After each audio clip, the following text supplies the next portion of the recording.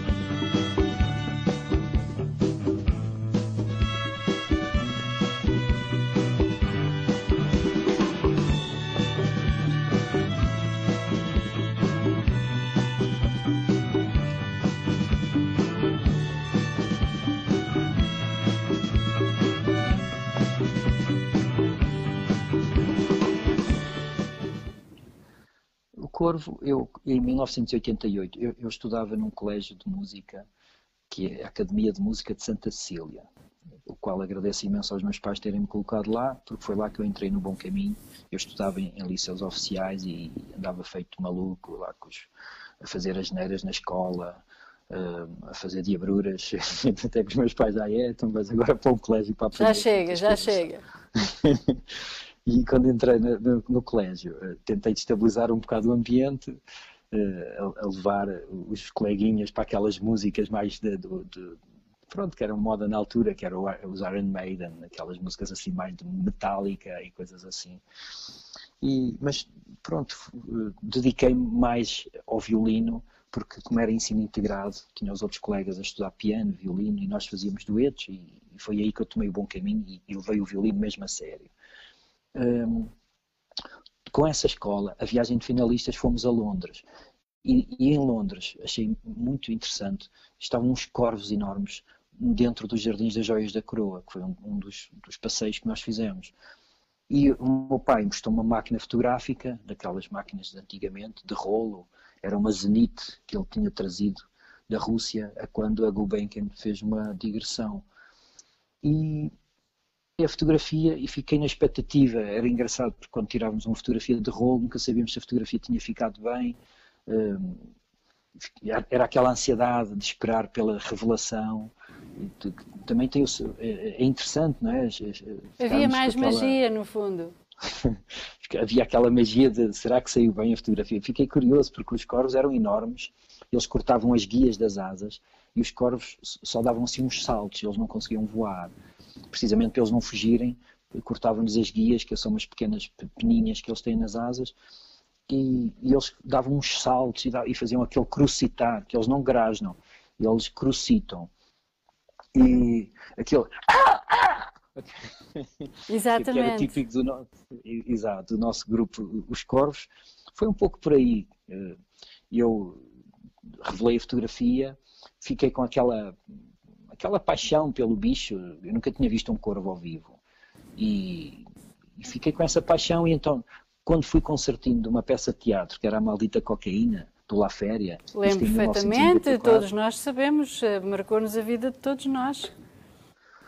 Pronto, o maestro era o César Viana. O César Viana convidou-me através de uma audição, escolheu-me para ser o primeiro violino, o concertino dessa orquestra, e então, como era eu que dava o Lá, que geralmente o primeiro violino é aquele que dá o Lá para a orquestra inteira afinar. Então eu além de fazer parte da orquestra, sendo o primeiro violino, tinha que manter ali um pouco a unidade e o espírito de liderança e pronto, amizade entre todos os membros. porque é isso que é um líder, não é? O líder não pode ser só pela austeridade, tem que ser também criar ali uns laços. E então éramos todos miúdos, eu em 94 eu tinha 20 aninhos, quer dizer, era um miúdo, e para criar boa onda entre os músicos eu começava a dar assim umas palmadinhas nas asas dos meus colegas, eles estavam assim ao meu lado e eu dava-lhes assim umas palmadas assim nos braços e dizia: o corvo está desconfiado e está a levar umas palmadinhas nas asas e não está a gostar. Dava-lhes assim umas palmadas naqueles colegas que eu mais gostava, aqueles colegas que eu me sentia mais à vontade. Lembro-me do Nuno Riso, do clarinete, o Zé António tocava clarinete também. E esse fez aquele solo maravilhoso na Ala dos Namorados, naquela música Solta-se um Beijo. E às tantas, começávamos todos a bater nas asas uns dos outros e todos a fazer o som do corvo. Estava a orquestra inteira, 20 e tal músicos, todos a fazerem o som dos corvos nos bastidores, naquele momento preciso, antes de entrar em palco, e criava ali uma boa onda, uma boa energia. Não era preciso fazer a reza. Com o Carlinhos Brown todos damos as mãos, faço uma reza positiva. Meus irmãos, vai tudo correr bem, somos todos irmãos, somos todos amigos, vamos dar um grande concerto. Neste caso ali era uma onda assim mais frenética, todos a rir. Mas que funcionava? Funcionava muito bem. Todos a fazer o som do corvo.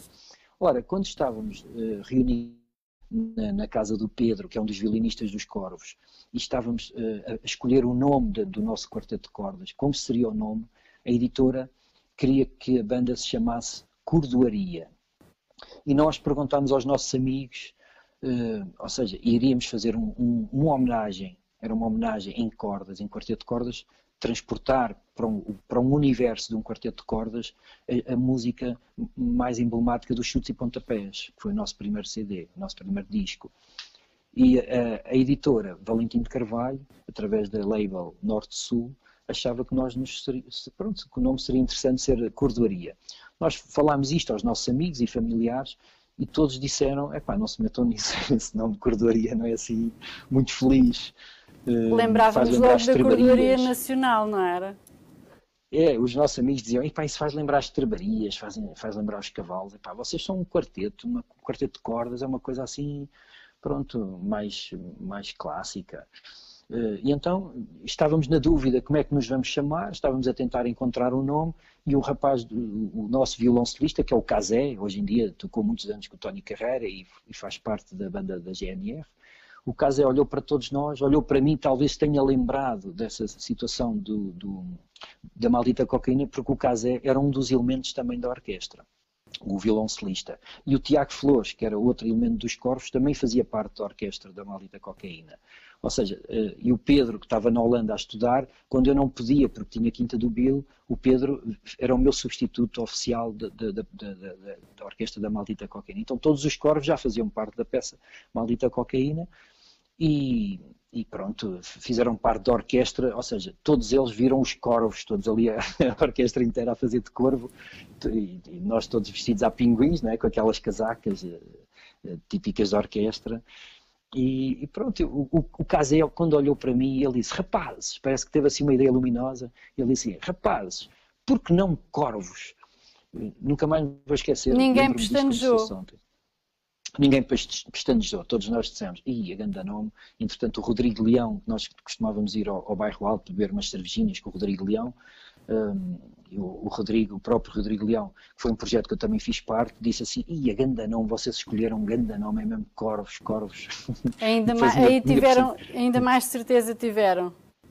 Sim, porque nós gostávamos de vestido de preto, havia aquela onda do negro, o negro elegante, o glamour do negro.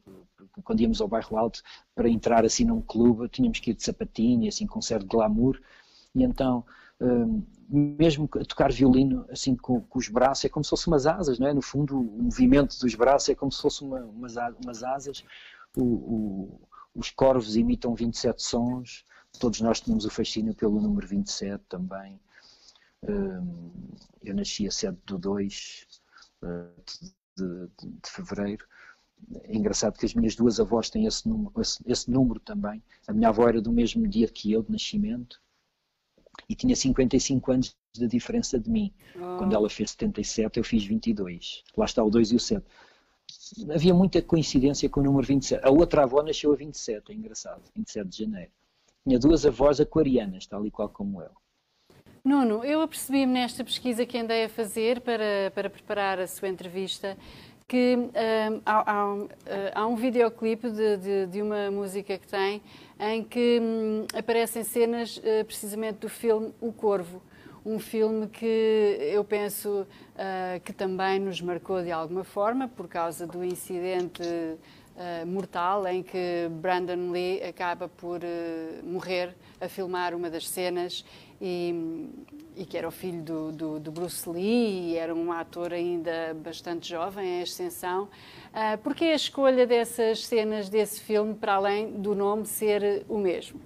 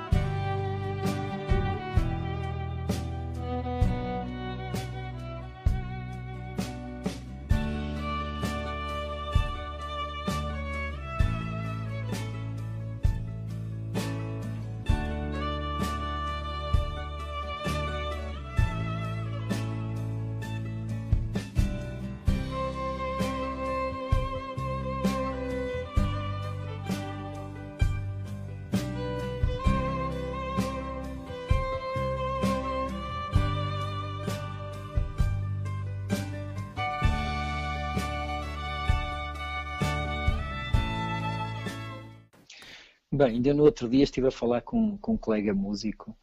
Ele diz-me, eu não sabia que ele já tinha visto o filme mais de 100 vezes. Eu Uau! estava-lhe a contar, eu estava-lhe a contar que sabia algumas deixas do filme porque tinha a cassete em VHS, inclusive tinha visualizado umas 20 vezes e sabia algumas deixas, e a cassete tinha um bonus track que era a entrevista, a última entrevista que ele deu. E o Brandon Lee, eu penso que era uma excelente pessoa, ele tinha um coração maravilhoso. Eu identifiquei muito com ele mesmo, além do pai, o Bruce Lee, todos eles naquela filosofia oriental, eles gostam de fazer boas ações, praticar o bem, tentar seguir o caminho do bem, não ir pelo caminho mais fácil, que é o caminho de fazer pequenas diabruras, porque nós, para criarmos o bem, para podermos fazer o bem nesta vida, também temos que saber o que é o mal, não é? Uma pessoa quando faz o bem, consciente, sabe, eu quero seguir por ali porque não quero ir por acolá. E o Brandon Lee sempre foi um ator que eu admirei muito. Lembro-me dele nessa entrevista falar que ao longo de uma vida, quantas vezes nós observamos uma lua cheia com olhos de ver, com mesmo interiorizando os porquês, o porquê da existência, porquê que é assim. E ele falou talvez umas 20 vezes, até porque normalmente nós observamos mais a lua cheia no verão, porque no inverno, nos dias de chuva ou quando está céu nublado, até pode estar a lua cheia, mas nós não a conseguimos ver. E eu hoje em dia tenho um hábito, quando está a lua cheia, costumo ir nadar no mar. Não fiz ainda muitas vezes, porque não tive muitas oportunidades, mas já fiz algum e é uma sensação muito interessante. Em relação às imagens do filme, a escolha foi por eu ser tão fã, eu sinto que sou um fã número 1 do Brandon Lee e do seu pai, o Bruce Lee. Aconteceu um acidente no cinema de Hollywood que não costuma acontecer estas situações, e ele teve a infelicidade de já não estar entre nós. Confesso que o filme é uma história de amor, eu sou um romântico por natureza, e a história é uma história interessante, e lembro-me dessa entrevista dele falar que uma vez interceptou na casa dele um ladrão em flagrante. Ele entrou em casa e estava um ladrão a roubar-lhe, acho que estava com o videogravador ou com uma parte da aparelhagem debaixo do braço, e ele acende as luzes e apanhou o ladrão em flagrante. E o ladrão, ele diz assim, como é que é possível? O ladrão estava-me a assaltar a casa. Acho difícil ele não saber que aquela era a minha casa, até porque eu tinha uma fotografia no centro da sala, eu e o meu pai. E ele, como é óbvio, pronto, o ladrão tentou atacá-lo com uma faca e ele defendeu-se e mandou o ladrão para o hospital. Ou seja, o ladrão ficou todo partidinho. Ele era mestre de artes marciais e não foi uma faca que o intimidou. Diz que tem uma cicatriz, inclusive mostrou a cicatriz que tinha na mão, a tentar, pronto, defender-se daquela faca. Mas partiu o homem todo e deixou o ladrão todo partidinho e o ladrão foi para o hospital. Então ele estava a contar a curiosidade que teve que fazer trabalho comunitário para não ser preso, por ter, pronto, deixado, tudo bem que eu acho que ele podia ter alegado legítima defesa, mas acho interessante como é que ele teve que fazer não sei quantos dias de trabalho comunitário para pagar a situação de ter interceptado um ladrão na sua própria casa. Nuno, chegámos ao fim desta entrevista. Aliás, já nos esticámos um bocadinho mais do que é habitual, porque é sempre bom ouvirmos histórias diferentes de quem tem histórias realmente para contar. Agradeço-lhe desde já o tempo que disponibilizou para aceitar fazer esta entrevista com a FPTV e espero que muito em breve possa acontecer aqui, pessoalmente, nos estúdios da FPTV. Com certeza, para mim é uma grande honra, terei mais algumas histórias para contar. Eu sou um contador de histórias e adoro contar histórias e diverti-me imenso a falar com a Cristina Jesus. Muito obrigado por este convite, é uma excelente profissional. Eu estive a dar uma olhadela na vossa página, já fiz lá uma série de gostos e pronto, muito obrigado. Foi uma honra imensa estar aqui na vossa companhia. A todos lá em casa, uma boa tarde e uma continuação de boa semana. Obrigada, Nuno. Obrigada, senhores telespectadores. Chegámos ao fim de mais uma entrevista. Hoje, um violinista aqui na FPTV.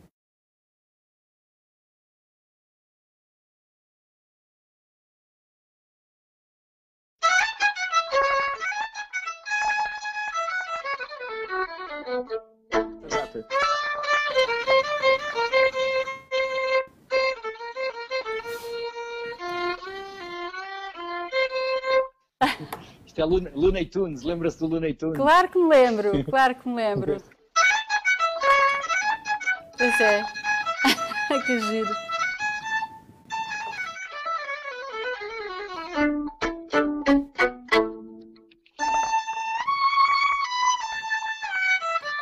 Pois, quem sabe, sabe.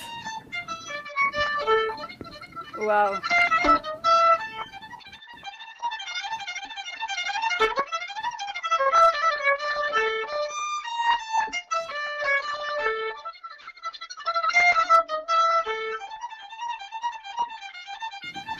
Uau!